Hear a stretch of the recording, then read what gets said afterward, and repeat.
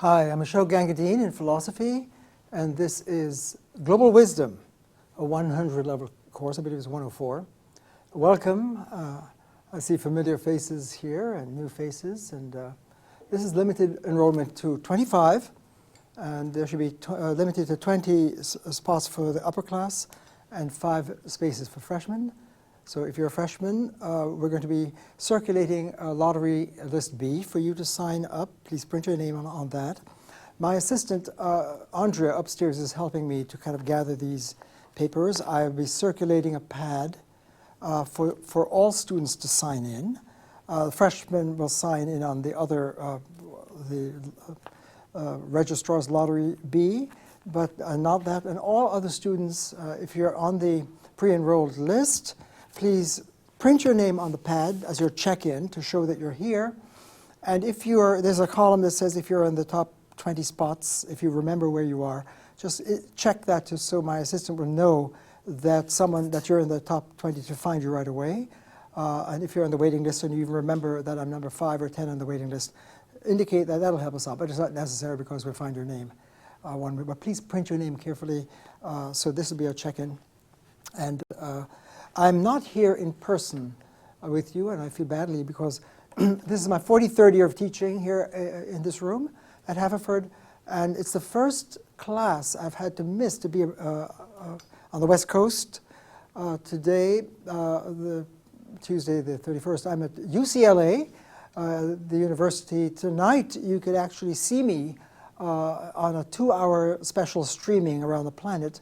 I'm with a group of leaders, wisdom leaders really, called Evolutionary Leaders, about 50 or more of some of the gathering of the top minds, many of them best-selling authors on wisdom books to help move the consciousness of the planet, to bring wisdom into the culture. So in a way, it is bringing global wisdom to life, which is where it belongs. Wisdom has to do with bringing it into the world, not just a theory in the mind. So I'm sorry I can't be with you in person, so I did this short presentation because it's important to, on the opening day of classes, to at least give you a sense of what's going to happen in global wisdom, what it's about, and what's going to be uniquely challenging educationally. Maybe you want to reconsider whether you want to be in this experience because some students who worked with me before may have heard that Gangadine treats Guest 101 as a laboratory, a philosophy lab, a wisdom lab. And that's strange. You might think, oh, I thought philosophy was more this airy, kind of ethereal, abstract thinking. What does it have to do with lab?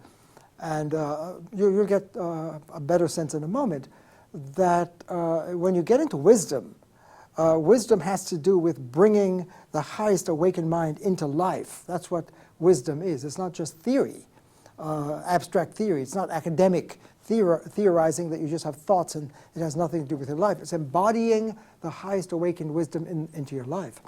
And so when you see the texts we're going to read in our journey into what's called global wisdom, which is a term I introduced because my whole 40-plus years as a philosopher has been in a way to pioneer the frontier of what I call global philosophy, global consciousness, global wisdom, global ethics. And I teach courses in this area. Buddhist thought in a global context, or Hindu thought in a global context. Zen, some of the philosophy of language, understood in a global way. And I'd like to talk about what this means, global wisdom, and an introduction. So it's really a new frontier of where we are in the 21st century. And I hope by the time I'm finished for about an hour or giving you a sense of the course, what our readings will be, what are the course requirements, so to see whether you really want to be in the class. And that's really the spirit of this opening remark. So when you check in, and I want you to be able to do it with your eyes open to know this is what Gangadine is going to expect. And I'm going to be very demanding. And one of the ways I'm, in terms of the commitment to the research we're going to do as a lab course in wisdom, a wisdom lab, you know, to come in and work out together with these great thinkers to see, can I go into Socrates' wisdom and really get it? Can I go into that language? We're going to read Socrates. I've selected 4 of the major, geniuses on the planet over time. I could have gotten so many different great wisdom teachers, But we're going to go into Socratic wisdom, Socrates' wisdom, in the early Greek philosophy, the teacher of Plato, who was given hemlock for his innovative revolutionary challenges to the colleagues around him and the culture, in the quest for truth, and to say that humanity has to come out of the cave into philosophy, which is wisdom. Again, just the word philosophy, I hope you know this, that Sophia is the name for the feminine principle, embodiment of wisdom. So wisdom is feminine embodied wisdom. So love of Sophia. Philosophia is the lover of Sophia, love of wisdom, a passion for wisdom. So this laboratory is a love lab.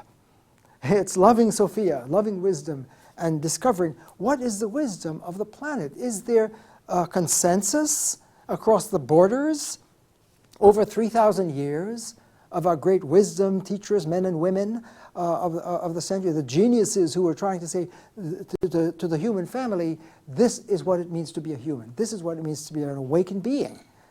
Because wisdom is not just ordinary knowing. That, you know, I know that the book is on the table, the sun is shining, the grass is green, the classes are beginning, that kind of information. Knowing that is not wisdom. Wisdom is a deeper dilation of the heart and the mind to see into the depths of reality as it really is. It's an awakening of consciousness. It's turning on the lights of the mind and the heart. The rationality is a gift of a kind of divine light. In the Eastern philosophy, like Buddha's awakening, it's the enlightenment is wisdom. Or yoga in the Hindu tradition is a technology of wisdom to get out of the more limited everyday cave mind where most of us live trapped in the ego stories and the ego lens, to open up and go into the yoga space to touch reality. So wisdom is a technology of moving more deeply into communion with what is real. And so that's why I'm calling this a lab course, because to do this authentically and rigorously, you've got to work out. So it's also a gym. You know, bring your athletic workout clothing, and we're going to really work out together in this class and have a lot of fun going into these worlds of Socrates. We're going to, just four main ones. The first half of the course to the midterm period is going to be the first 3 weeks by going into the Logos. The Logos is the name for the ultimate speech, mind, meaning, reason, all of those words in the Greek word, Logos.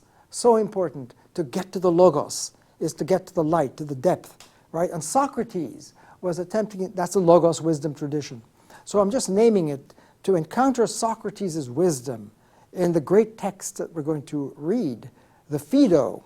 The Phaedo is the scene where Socrates is in prison. He's about to drink the hemlock in the execution, and he's surrounded by his loved ones, his disciples and students, and they're mourning and weeping and distraught that their beloved teacher is going to be executed in a moment. And so the Phaedo is a dialogue of Socrates, who is in a very calm, almost martial arts yogi kind of way of being very calm, just about the way he's drinking the hemlock. And the students don't get it, because death is terrible. To die is a terrible thing. Why is Socrates, our teacher, being so calm and smiling and happy? What's crazy is crazy. And the dialogue opens. And what Socrates, you'll see, that's going to be it's amazing dialogue to go into. And that's going to be the opening dialogue. The first part of the course is going to be an encounter with Socrates' wisdom, Socratic wisdom, the wisdom of Logos. He's the teacher of Plato. So in a way, the whole European Greek tradition of wisdom is launched embodied in Socrates. He didn't do any writing, he just lived it. And his student, his genius student Plato, wrote dialogues to bring it to life and brought the character of Socrates and his teaching to life in very powerful performances, on the playing field, and as a playwright. And so that's how that philosophy unfolds. We'll spend the first 3 weeks going into that, in which Socrates is trying to show his disciples they don't have the basic wisdom. They're living in the cave mind. They don't understand that you can't kill the soul. the essence of what it means to be a human, you can't execute. You can injure the body, but you can't damage the person, the soul, the psyche, right? In the Greek, the word psyche is the soul, the self, the true self. So the word soul is psyche. You can't kill the psyche. And he understood the science. And so the Phaedo is Socrates' wisdom at the time of his death. So it's life and death. And he says that philosophy is a preparation for death. Not a morbid sense, because death, if you really understood the deep truth about humans, is that when the body disintegrates, our essence, the soul, cannot. It's got to live on. It survives. We survive death. And that's Socratic wisdom. And the entire dialogue just before he drinks a hemlock and leaves his body, right, is to help his disciples get it. That death can be a beautiful thing if you prepared your life. If your life was preparing you, and your major was philosophy, that's a great plug, and you're preparing your soul for the liftoff from the body when you part with it, right? But because if you don't, if you go the other direction and get engrossed in your body and gross out that way, your soul gets pulled down and heavy and grave and graven, and so you don't have a clean death. And when you die, your soul is tainted and polluted and heavy with all of that stuff you've been putting on it and not tending to it and liberating it with a life of tending to self-knowledge and wisdom. Socrates. After Socrates, we're going to go into the Bhagavadgita, Hindu wisdom. A great text, the Gita, Bhagavadgita, is another dialogue. Now we're in India. And so let me pause before I go on, because the first semester, Socrates and Greek wisdom, then we'll experiment by going east into the meditative wisdom, another dialogue, life and death again, on the battlefield. I'll talk about that in a moment. But we're going to cross cultures. And I want to talk about that because you can't just take that for granted. You know, part of global wisdom, and the reason why it's so vital on the planet right now, that we've got to really somehow find a way to bring our cultures and the deepest wisdom together and ask, is there a common wisdom for humanity? And if so, what is it? And because we need it to really have the human family get together, stop our wars and our violence and our breakdowns, you know, in the culture and across cultures and across religions and ideologies and worldviews that are in war and collision. Wisdom, crossing borders of the world, is a major question. Can we do it wisely? Does wisdom teach us how to cross worlds? That's going to be one of the themes we'll have to face in this frontier called global wisdom. So global wisdom is not just a kind of tour through different samplings of wisdom. That's not what this course is about. It's not a survey of, oh, well, there's wisdom of Buddha, there's wisdom of Zen, there's wisdom of China with Lao Tzu or Confucius, there's wisdom of Africa, we could go into the Dogon, where there's wisdom of indigenous people. We could study the Lakota indigenous on the American First Peoples, or the Mayan civilization. We can go indigenous. We can talk about feminine wisdom, the wisdom of Sophia, all through the ages.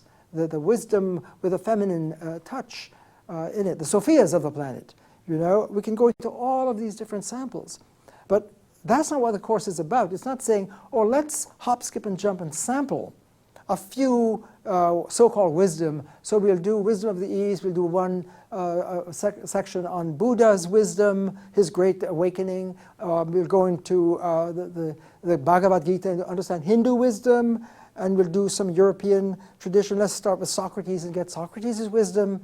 And the other one is Descartes, the Meditations of Descartes, to get a more modern, early modern European wisdom teacher, because he was trying to get to the fundamental truth, a kind of Socrates of the modern day.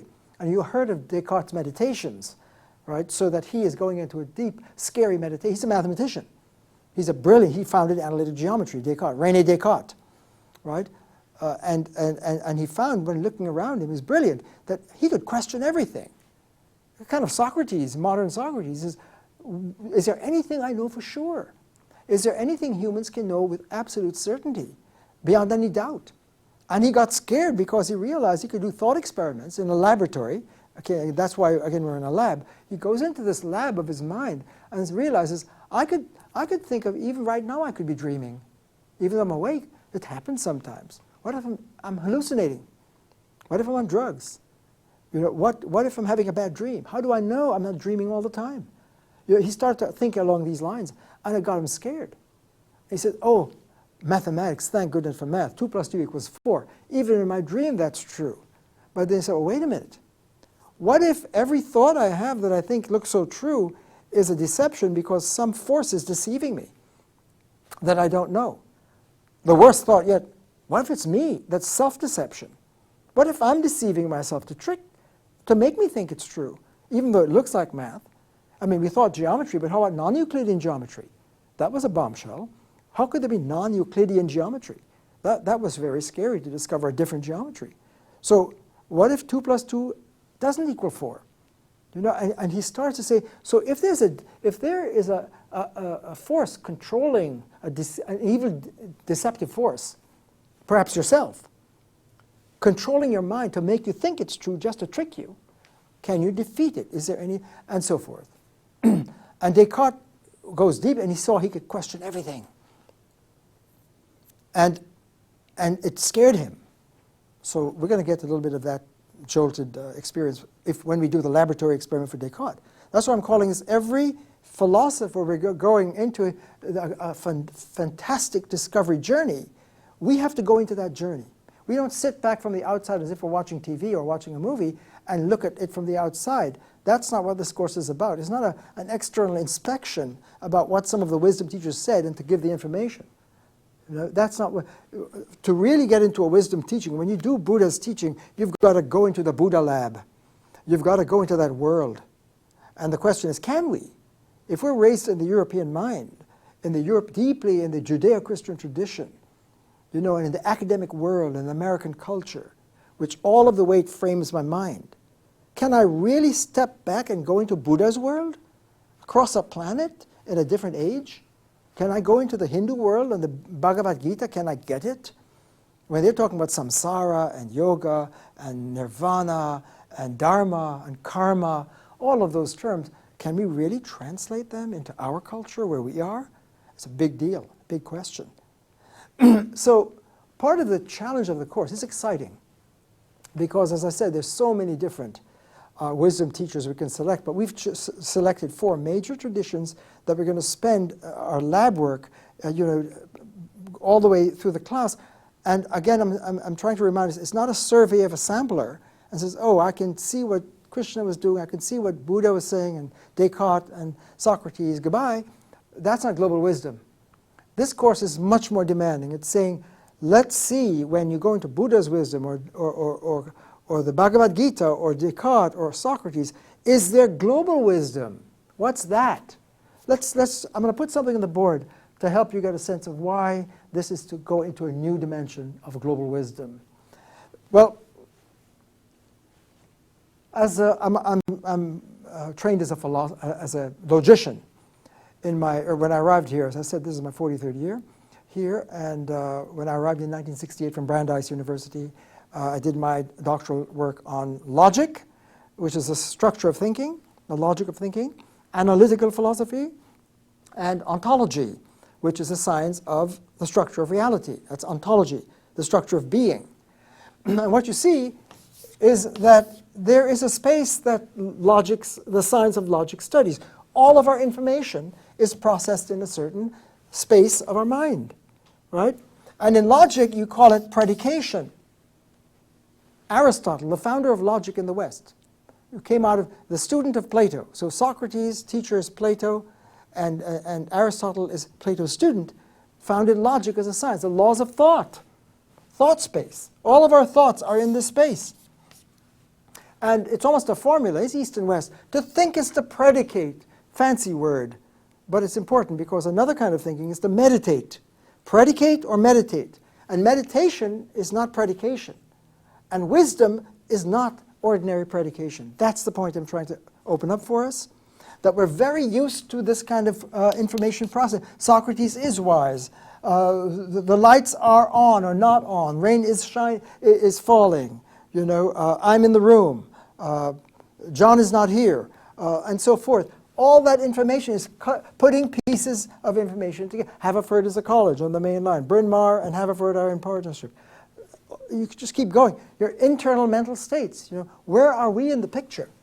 Well, here am I, and there's what I'm paying attention to, and I'm one of these things. When I think of myself, I'm processing information here too. I'm a man, I'm a teacher, I'm a father, I'm an athlete, I'm at Haverford, I'm a student. You're predicating yourself. So you are impredicated. Everything is going on here, including your mental states. How are you feeling?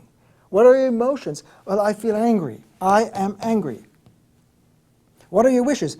I wish to turn on the air conditioner. I'm hungry, I'm tired, I'm thirsty. I'm hating such and such a person. I love such a... All of those information. But here's the point.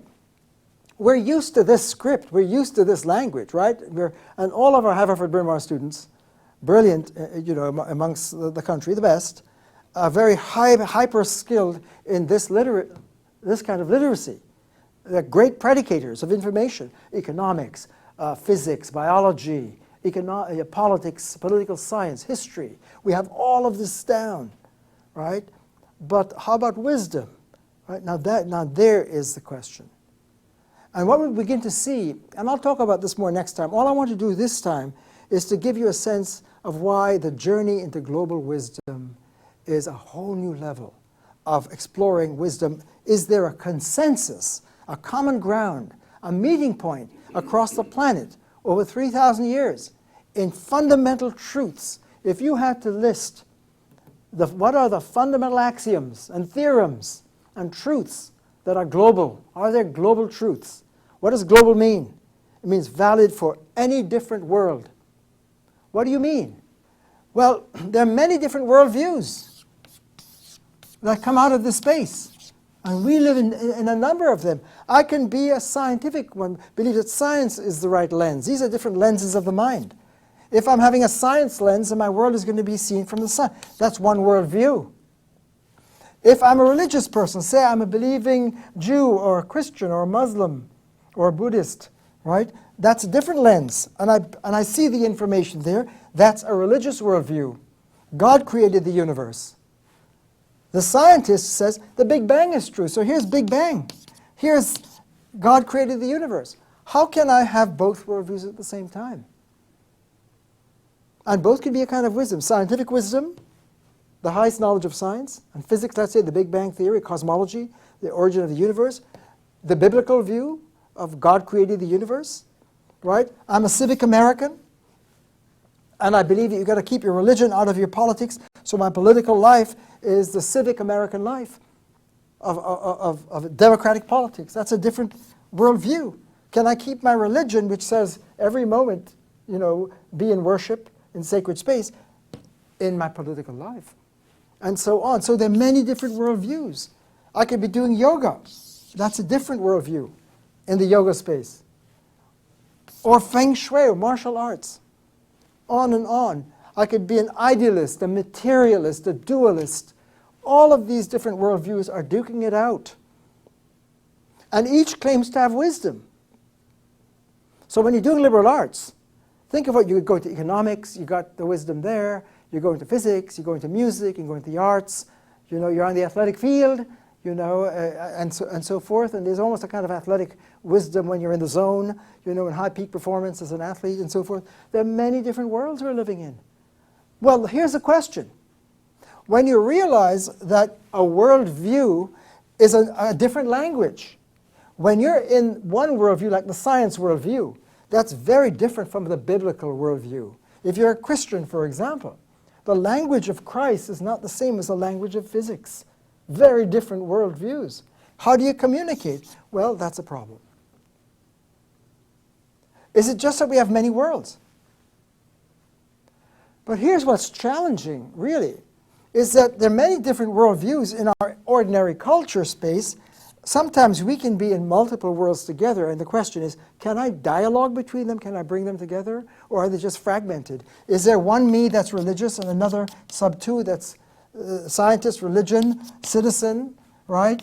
Yoga, student, feng shui, whatever it may be. I'm an idealist, a dualist, a pantheist, a theist. It goes on and on. And as you know, the clash of worlds is a violent place on the planet. I'm trying to give a sense that the question of global wisdom is all important for our survival on the planet, and for, of course, for our liberal arts. Because in the liberal arts education, Haverford, we say and allege, we educate the whole person.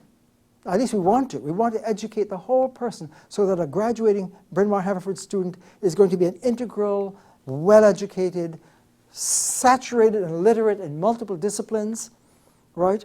And yet you're going to pull it together and be integrated and one, rather than multiple personality across your different disciplines.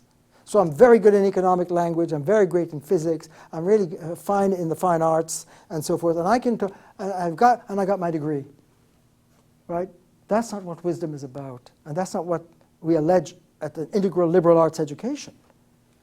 So what is global wisdom? Well, just to get the samplers of this class, if you go into the Chinese mind, we could have read Lao Tzu, the great Chinese text, the Tao Te Ching. We could have had that in our reading list. We didn't. And what it starts off, this great wisdom visionary of ancient China around the time of Buddha and the time of Socrates, is that the Tao that is named is not the Tao. That's the opening line of his teaching. In other words, wisdom is the recognition of a fundamental force of reality. Reality, whatever name you use for it, as you see, our great wisdom teachers were naming it differently, right? That reality is a unified, integral, infinite force field where everything is connected. And the language for the awakened wisdom space, reality as a space of wisdom, cannot be expressed adequately in our everyday language and literacy. Everyday literacy is fragmented and broken, and you can't get an integral script powerful enough to understand the Tao. Tao in the Chinese is a name for the infinite field of reality that generates all worlds. So the wisdom of ancient China from Lao Tzu, the Tao that is named here in ordinary script is not the Tao. A warning label saying to the wisdom students, if you want to get into Tao, you're going to have to somehow get out of this space. We can call this the ego space. Here's the ordinary sense, your sense of yourself and your processing yourself. That can be seen as the ego space. And this is the ego box. And that's the script I know, an ego script. You could call that ego-mentalism. Ego-mentalism is the mind process of egoing whatever your worldview is. I can be an ego-mental scientist, an ego-mental Christian, an ego-mental American, an ego-mental yoga student. If this is the technology of the mind that you're using, then you're going to have a world that's going to reflect it. In other words, one of the great wisdom axioms of the planet, we are as we mind. You may never have heard that, but it's a bombshell. We are, what we are, has to do with how we mind. What our world is has to do with how we lens, the lens of the mind. What lens am I using to look at reality? If I use a science, a physics lens, I will see a world of physics. That's reality. If I use a biblical, Christian lens, and Christ is the measure, and that is my lens, I will see a biblical truth. If I use an American, civic American lens, I will see a different way of looking at the political space. You know, if I use a yoga lens, that would be a different world to understand, which it would be a mistake to use a yoga lens here because yoga is here, as we'll see. So it's very important, if this is what's dominating our cultures and our educational life at Haverford and American culture and cultures around the planet, if this technology of thinking is ruling cultures today, and our wisdom teachers across the planet over 3,000 plus years are saying, don't get stuck here. That is not wise. This is like living in the cave, and the journey of philosophy is into the place of wisdom.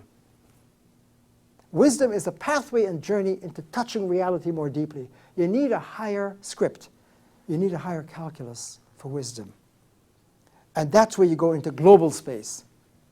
right? Global.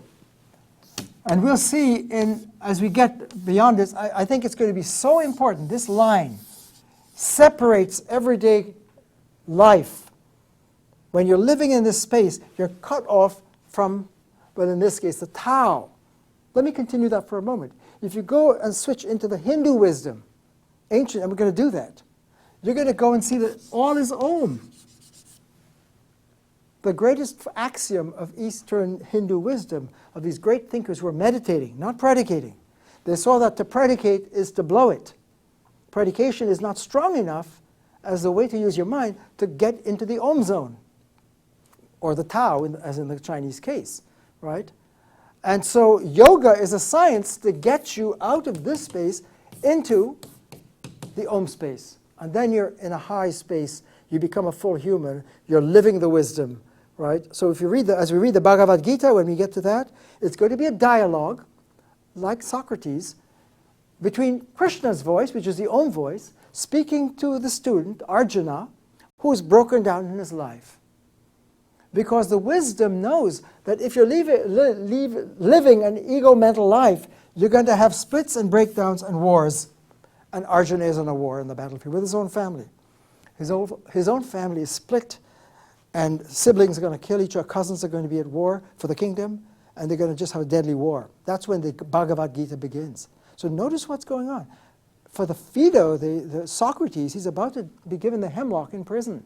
His life is on the line, and wisdom kicks in.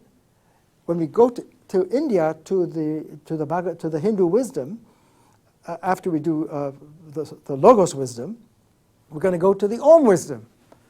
And in the Om wisdom, in this dialogue, you'll find a dialogue between this field, the Om voice, speaking to the student who speaks this language. Now you could see it. You're all bright. You can see what's the problem. How are we as students who may be very literate in this language going to be able to understand Krishna's voice? What's the nature of this dialogue between these two spaces? That's going to be the challenge of our lab. And it's going to really almost blow away everything we've been familiar with, because we're very familiar with whatever information we hear. In fact, I could read the Bhagavad Gita and put out all the information here, right here. Oh, Krishna and Arjuna have a dialogue going, and there's a war going on, and Krishna says to Arjuna, and process it all here. We blow it completely, because we didn't understand that Krishna was speaking from here. So the journey, here's the question. Wisdom seems to be, step back, folks. Check out how you're using your mind, and maybe there's a better way to retool your mind to get into reality.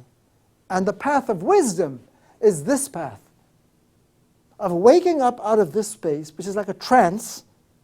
You know, you're captured, you're like in a cave. So Socrates says people are living in a cave. Not to be insulting, but just that you're not awake. You're in ignorance. And philosophia, love of wisdom, is going into the Logos. So another word that we can use here is Logos. Logos, in the beginning, as John said in the Gospel, when he borrowed the Logos language, in the beginning is the Logos. That's like Yahweh, right? So that in the Judaic tradition, Yahweh is a name for the infinite spirit. So the Judaic tradition is that Yahweh speaks, the script of Yahweh, scripture, is the script of Yahweh, the Word of God. Is the Word of God here in the ego space? Or is the Word of God a higher script that we've been perhaps missing? And our great wisdom teachers have been saying, we've got to get it. We've got to get this literacy if we want to get real. Because reality is encountered here, not in the ego box, with our ego names and our ego worldviews. As good as science may be, if we're using the ego lens, we're going to get a limited view of reality. If we're using the biblical lens and seeing Scripture here and putting God here, if we put God in the box, is it the same as God? The infinite. Can we take the infinite name, force, as was warned, the Tao that is named is not the Tao, the Yahweh that is put here is not Yahweh, don't write it. The Logos that's brought into this cave is not the Logos. You've got to go into the light. And the journey of awakening human reason, which is a journey of wisdom in the Greek language, is going into the Logos. And before Socrates, Heraclitus, one of the great geniuses, said, listen not to me, but to the Logos, and know that all things are one. Listen not to me, Don't listen to me this way, but listen to the Logos, the infinite Word, the infinite Spirit, the infinite script, the light, the ultimate light. When you touch the light, then you wake up, and that's wisdom.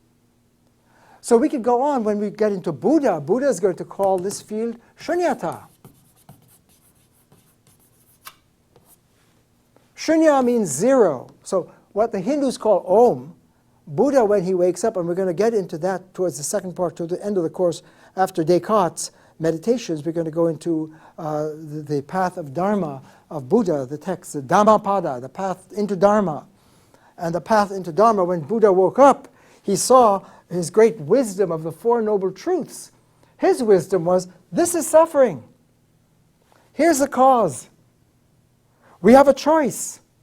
The third and the fourth noble truth, global truth, we can rehabilitate our mind and get into connectivity. Shunyata is emptiness of all this. So this can't go up there. It's empty of all the stuff. So what do you find in the field of shunyata? You go into the zone, when you become wise, of surfing reality as it really is. Everything is interconnected. You and I are interconnected. I and thou. And when you begin to get turned on to that and get in the zone of life, compassion flows. What is compassion? Feeling connected with. And that's ethics. So global wisdom is global ethics. It means that you're touching the law, you're touching the Dharma, the moral law, which is a fabric of reality. There's no difference between reality, deep physics, and ethics. Because in deepest physics, everything is interconnected. That's why you get the butterfly effect. The butterfly effect, as you may have known from physics, is the recognition that the most minuscule, because of the interconnectivity, the fractal space of infinite nature, is so woven that every movement, the movement of the butterfly wing, is connected with all the other events, with 9/11 or with the typhoon in the Pacific. Right? That's non-locality. It's deep physics. So wisdom is another word for it, is first philosophy. First philosophy is an attempt to get to what is first. If it's Yahweh, if it's Christ, if it's Allah, if it's Shunyata, if it's Om, if it's energy. Einstein wanted the unified field, and Hawking is trying to get to the grand unified field. What's that? Well, for physics, that's the attempt to get the language of nature as the infinite field, the unified field. So all of these attempts are getting into what's first, and that's called first philosophy. And that word is important for us. By the way, one of my recent books is called Meditations of Global First Philosophy. All right, think about meditations of global, across the planet, first philosophy, getting to what is first. Which is to say and suggest, if there's global wisdom, the challenge is, let's find out, are all of these fonts and different names, like the Om name and the Tao name and the Yahweh name and the Christ or God name, the Allah name, the energy name of physics, if the ultimate stuff is energy, right? Does that have the same laws, the same patterns and scripts and axioms as the Om structure, as the yoga structure, and so forth? Are they just scattered like this, all different worlds? Or is this where you find common ground for all the worlds? If you really tap the script of Logos, would you have the code, the wisdom code, that's going to shape any language whatsoever? That's very profound. That's what philosophers were in quest for centuries, in the quest for first philosophy, or the ultimate code. It's like the DNA of consciousness. You know, biologists want to get the DNA structure of life at the biological level, and the genome, and the code, and the double helix. Is there a double helix for philosophy, for worldviews? Is there a double helix for Logos? Could we tap that? If Buddha is right, and there is a code, and once you get that code, you could live as a full human being, and that's where the honor code kicks in, because that's when you understand compassion, and that means you understand now in this calculus, when you find yourself in the other and the other in you, you're different, but you're one. That's a weird logic. How can you be different and yet one? Here, if you're different, you're not one. That's the point. It's choice between unity or diversity. One or the other. If it's unity, you've got to kind of melt down difference. If it's difference, diversity, then you got to melt down unity. So how can it be said in the American vision, on the penny it says, E pluribus unum, which means out of the many, one nation, under God, indivisible, with liberty and not talk. Is that wisdom or what? Right? Can you have the calculus for one nation under God with a multicultural, diverse nation, you know, with radical diversity, which you want to respect, and yet have unity in it? Can Haverford and Bryn Mawr have diversity, and yet the Quakers were looking for consensus and community? Community. Is there unity in diversity? So you can see what wisdom, I'm bringing it right home to us. The calculus of wisdom is trying to suggest that if you get into this power place, I'll start developing that next time with you. If you can get into the logos space or the om space or the shunyata space and see, wow, there's a powerful calculus that all of our teachers were calling us to. That's global wisdom. That's global first philosophy. The word first philosophy goes back to Aristotle, the student of Plato, when he wrote his metaphysics because he wanted to get the ultimate logic, the basic. He was the founder of logic, Aristotle was, and first philosophy is deep ontology, the science of being, and he saw that the first science was the science of being, reality. You need a grammar of being, and that's ontology. Ontos is being. And so logos, logic, and ontos are connected. And Aristotle wanted first philosophy. He says, when we get the code for first philosophy, we can understand every other discipline at Haverford College in the liberal arts. I'm kidding. Right? In the academy, he had Plato's academy and his lyceum, his school. Right? But if you're going to have multiple disciplines, right, is there unity to them? Is there really a logic connecting them, or it's just scattered? The journey to wisdom, to first philosophy, and that's the subtitle of Descartes' Meditations. It's called Meditations on First Philosophy. Meditations on, the full title of the book. It's not Descartes' Meditations. We're going to read this. It's Meditations on First Philosophy is the title. This is our book. Right? First philosophy is a quest for what is first.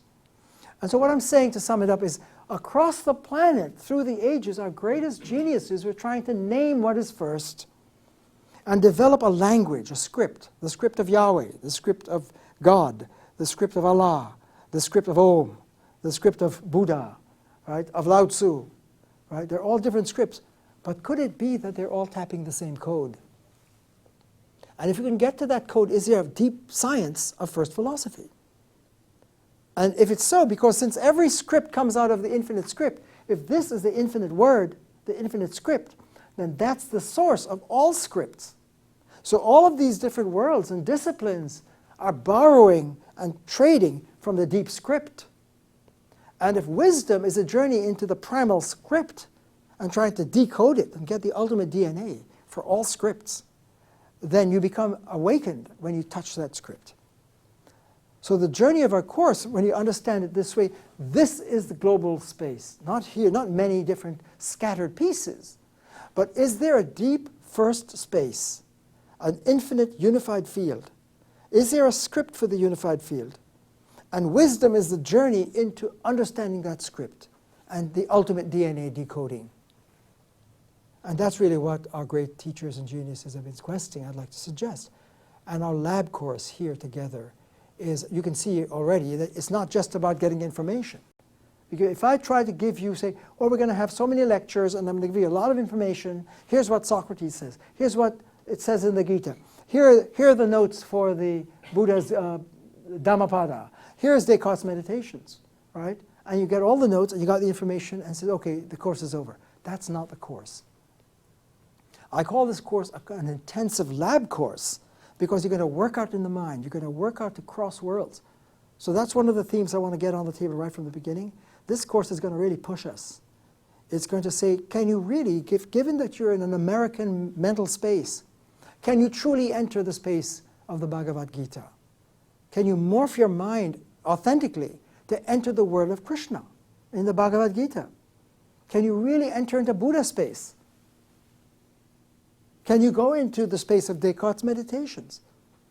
You say, well, wait a minute, Descartes was Western. Well, think about this. We'll see when you come to Descartes' Meditation. It was a great moment because Descartes saw that every belief that he had in his life, he could question and doubt.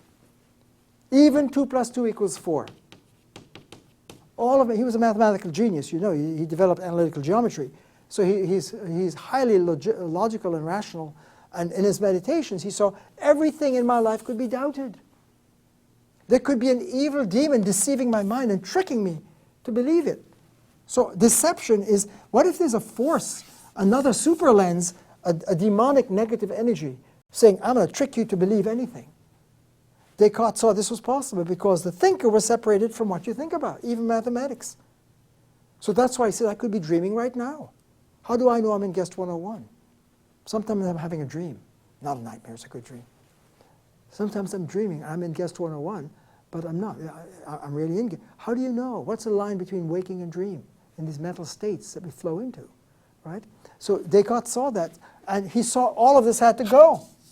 And all of this had to go. And he stepped back and he said, I am. That was the turning point in the second meditation. He touched into the I am space, which drops all this information, because that's not reliable. And the genius of Descartes in his meditation, in his wisdom of first philosophy, was when he said I am, it was shunyata, it was empty. It had none of these marks anymore. And yet he was there. He was real. That's scary. If the awakened wisdom is that, my God, in the deepest sense, I am more than all of this. These names and labels and stories I'm carrying. I was wounded as a kid, I was hurt, and you know, I had this great time, I was high or not. All of these stories that we bundle together as me, right? The great teachers said, that's not wisdom. And that's being stuck in this place, in the ego lens. So if wisdom is a deeper journey to a critical mind, that's what we're all about in Haverford and the academic learning and philosophy. You want to have critical thinking. What does that mean? You don't just come in and buy a lens of the mind, whatever it may be, or multiple lenses, and say that's it, and everything you see comes through that lens. Being an awakened student, a well-educated Bryn Mawr Haverford student, is realizing, wow, I never thought that the lens of my mind, of my culture, my worldview, is shaping everything I see, and I can change my lenses. So what is the correct lens, if there is a correct one, or is it just multiple? Is it kaleidoscopic? Is it fragments of bits and pieces of myopic vision? Or is there integral holistic vision? Is there a global lens? That's what I'm suggesting in those marks. I'll get into that. I don't want to get that now. But you need a different lens to go into this high awakened space of wisdom. That's the point. So the journey of this course is a laboratory investigation trying out the different lenses of Socrates, of the Gita, of Descartes in his meditation experiment, his lab work, and Buddha is great, that changed the world, and asking all along, are those just different teachings that are just lying there, fragments of wisdom? Or is wisdom what it cracks up to be? No pun intended, which is not cracked, it's integral. Wisdom is holistic vision. Wisdom is not bits of information. It's seeing the whole picture integrally. It's whole and holistic and integral and dialogue and interconnected. Do we have a lens like that? Is that what our great wisdom teachers were teaching us? Different fonts, different ways of getting it. The Gita in the yoga language, or Buddha in the awakening language, or Socrates in getting out of the cave wisdom language, Descartes in getting out of the place of doubt into the logos, right? Are they all teaching different ways of getting that deep code that teaches us the missing deep script of what is first? That's the question of this course. So it's an intensive mind lab ontology workout class. And I've been suggesting that we vitally need to investigate this, because maybe if there are deep axioms of global wisdom, like every human being is sacred, whatever your culture or worldview. So if you're living in American culture and there's Chinese culture and workers are being abused, and we say in our world that's abuse of human rights, or the women of a certain culture are being violated, and that's a violation of human rights, and they say, mind your own business, this is our religion or our culture, mind your own business and don't impose your culture and my culture, and you have wars breaking out of violence. But is there a place in which all humans, whatever the culture, whatever the religion, whatever the discipline, if this is true, this global wisdom, are there global human rights? Can we say that wisdom shows that all humans are sacred beings. Don't violate any of them. Don't violate our kids, right?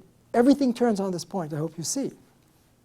So I'm going to just give you, having given you a sense of what this course is going to require, it's extremely important that you show up. I'm now going to switch a little bit to talk about, so what are we going to do together? Well, we're limited to 25 for a reason, because it's a lab course. We're going to work out. I'm going to break up the class into midterm groups, because at midterm we're going to have not a blue book exam, but a living performance of bringing this wisdom live up in my office upstairs in guest 203. We're going to have a midterm conference. Some of you have worked with me before, and you know I don't do a blue book. I do something much more demanding. I'm there day and night on the midterm week, from day to night, one after the other. Imagine how between all of my courses doing this, there are lots of different sessions for day and night going on, each an hour and a half, and students really put their hearts into it for the midterm conference. So I'm going to break the class up, and I used to do it more at midterm times, but I've learned that it's good to get those groups working early. So I'm going to get some working groups set up, your midterm conference group set up in about the second week, and I'll have the class. So when we're doing the FIDO dialogue, I can say, group number 2, next time, would you take the section from page 26 to 36 and come up front together and help the class understand what you got, so that you'll be proactive. I want everyone in the class to take turns coming up here in groups, not individually where you feel more vulnerable, but in a group together, helping to open the conversation.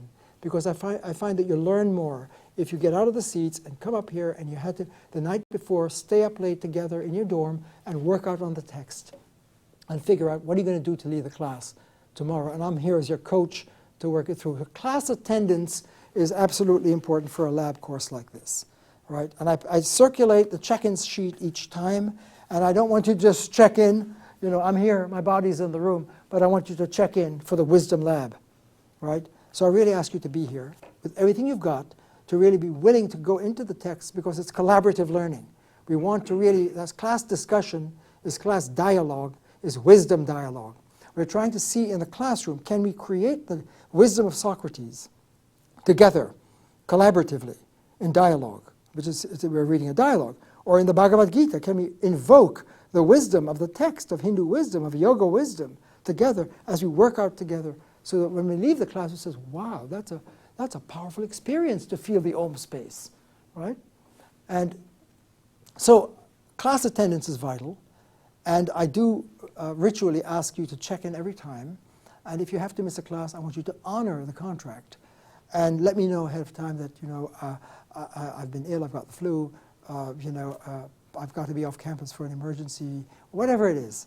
I mean, I'll work with you on it, but I would like you to not take it for granted. If I notice I mark when you're absent, I make a big color code mark to say you're not here this time. So I look at a glance to see this person is missing 2-3 classes. What's going on? Because if you are, and you don't talk to me, I figure you're evaporating, you're going, you're losing it. You're not interested in wisdom, or at least what's going on in this lab course. And I ask you to consider withdrawing, because I want everyone who gets this through this class to flourish and do the highest work. I'm your coach, and I believe in everyone has got very high skills of intelligence and can really do the lab work in a superior way. So class attendance, breaking into small groups, the midterm conference, building up for that at the midterm time right after the fall break. I'll ask you to write a short paper before that, 2 to 3 page paper. So by then we're probably in the Bhagavadgita. And I may say, okay, we're in chapter 2 of the Gita, but I'd like you to look ahead at chapter 10. I dare you to write 2 or 3 pages in your own words. What is this saying? You know, go down the text on your own. Venture out. Let me see if you're getting this meditative experiment of the Gita. So there'll be a short paper there before fall break, due around that time. And when you come back from fall break, we'll have the midterm groups already in place, so you know who your group is and your time. And I'll give you review questions, and I'll have your group work out together to see, do I get it? Can you work out and answer this when we get together, to see what are you missing? What do you really are comfortable with? What is not making sense to you? It's a chance to check in mutually to see that you really are getting it, or if you're not, why? Let's work on it together. So when you come out of the midterm hour-and-a-half session, after your intensive review, you'll feel okay, I'm in a different place now. That's my wish for the midterm conference. So we're going to wrap up in a minute, but just to get a sense now of the midterms, and in preparing for that, I say take the questions, a page or two of review questions of what we would have covered up to those 6 weeks that I give to you, and say sit down at some point and write out, as if you're doing a blue book, just to test yourself, and turn those rough notes in, right? And some students really put their hearts into it and write substantial notes, just working out in their mind as if they're doing a blue book, and I collect it. I don't put a grade on it, but I notice it and I take note of it, that this person did extensive preparation and is getting it, the literacy of these experiments. So that's an important, I just want to put that on your radar now. It's not a term paper, it's not a blue book, but it's a written notes reflecting on the questions as a supplement to your midterm conference live performance. And I have those and I keep them I don't turn those back. I don't grade them, but I refer to them and I comment on them. So I don't give you grades, official grade, numerical grades at midterm. I give you written evaluation, coaching as to how you're doing in the experiment. And towards the end of the semester, since this is a 100 level course, I sometimes give a take-home exam, but I think I'll watch and see by the midterms. I'll explain this later, next time. That I anticipate that you'll be working at a pretty advanced level. I expect that. And so I may say just put all of it together in a comprehensive final project. Write about 12 to 15 page summary project of your topic, you choose it, that you're passionate about, to bring together global wisdom. How does this make sense for your life and your interests? And so it'll be a customized topic of your choice. I'll work with you almost like a project course in the last 2-3 weeks to define your topic and to help you see it through to the end. And if we do that, the final project, without a take-home, I'll give you some questions I'd like to consider about is there global wisdom or just scattered truths, fragmented. So that will be due at the end of exam period if we do it that way, and that would be roughly the requirements of the course. So again, to sum up, if you're in the course and if you checked it, I'd like you to be aware that I expect you to show up for the lab-intensive work together, to work on collaborative, intensive workouts. Think of this as a gym to work out and a place to have fun.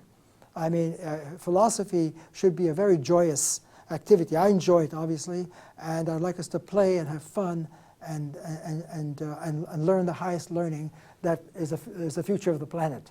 I hope you got that point, that global wisdom has to do with having the literacy and skills to negotiate different worlds and to help bring the planet with wisdom to another level of higher culture. And so it is the most practical thing in the world that you can do is to explore global wisdom. So I think that should give you a sense of what the course is going to expect of you. And I'll elaborate next time, but I don't want to keep you anymore. And I hope I've answered all the points. By the way, I don't think I explained, I'm tonight in UCLA with the wisdom leaders called Evolutionary Leaders. They're some of the most well-known thinkers and wisdom keepers and authors, best-selling authors, called Evolutionary Leaders. There's a website you could go to and just check it. You'll probably see my photograph amongst about 40, 50 of these evolutionary leaders. It's called www.evolutionaryleaders.net/LA event in Los Angeles. We're going to be live streaming tonight, 7:30 on the West Coast, 10:30 live here at Haverford, and there's a website that you can go to get the streaming. And my assistant will put the website on the blackboard so you could go and find out and tune in and see us bringing global wisdom to the planet. That's what it's about. So I'm sorry I can't be with you live on this occasion, but I will see you. I'm coming back. I'm leaving them early. They're continuing until Thursday, and I told them I've got to get back to my class in Guest 101. So I'm bailing out on Wednesday at noon, a day early, and flying back Wednesday night, so I'll be with you here in the class next time. So do, freshmen, turn in that sheet to my assistant, Andrea, and the yellow pad of all who signed. This is very important. Make sure that pad, that you did put your name on it, And that goes back to my assistant upstairs, Andrea Pergolisi, second floor and guest center upstairs. She's got to have both the sign-in sheets for the lottery for the freshmen and the yellow pads of everyone checking in. And I thank you so much. I'll have handouts for you next time about some of what I talked this time. And here's finally the assignment.